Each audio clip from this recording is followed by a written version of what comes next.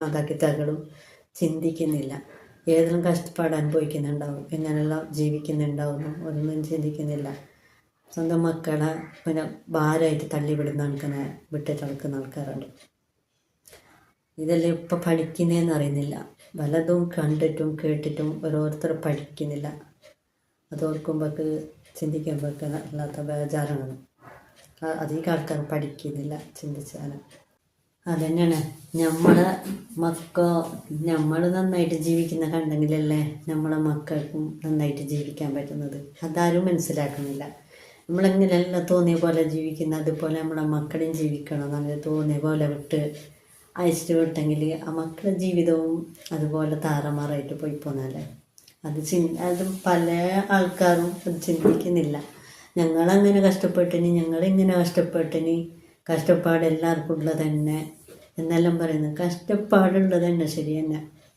കഷ്ടപ്പാടെന്ന് പറഞ്ഞെങ്കിൽ ഇപ്പം എത്രയോ ആൾക്കാർ എന്തെല്ലാം കഷ്ടപ്പാടിൽ ജീവിക്കുന്ന ആൾക്കാരുണ്ട്, ഇല്ലയെന്നില്ല. അതിന് ഒരുമിച്ചിട്ട് പിന്നെ ഏത് കഷ്ടപ്പാടിനും ഏത് വേദനക്കും കൂടെ നിൽക്കാനും കൂടെ തണലായിട്ട് നിൽക്കാൻ ഒരാൾ കൂടെ ഉണ്ട് എന്നുള്ള ഒരു ചിന്ത ഉണ്ടെങ്കിൽ ഏത് കഷ്ടപ്പാടും തരണം ചെയ്യാൻ പെണ്ണും തയ്യാറാവും.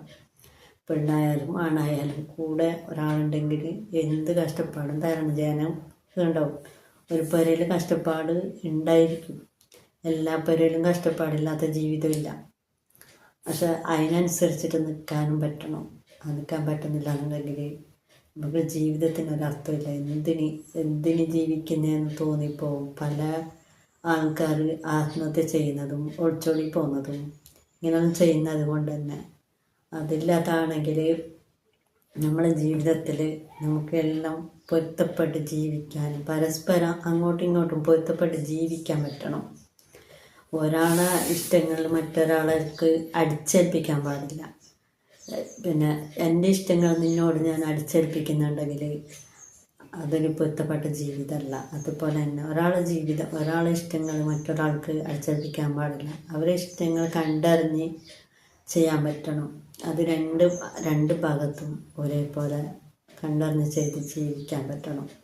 അല്ലാത്തതിന് പൊരുത്തപ്പെട്ട് ജീവിക്കാൻ ഒരിക്കലും പറ്റില്ല. പിന്നെ തല്ലും വഴക്കും, പിന്നെ അടിപിടിയും, പിന്നെ കേസും വഴക്കും, പിന്നെ ഡൈവേഴ്സും, അങ്ങനെ ഇങ്ങനെയെല്ലാം ആയിട്ട് പോകുന്നത്.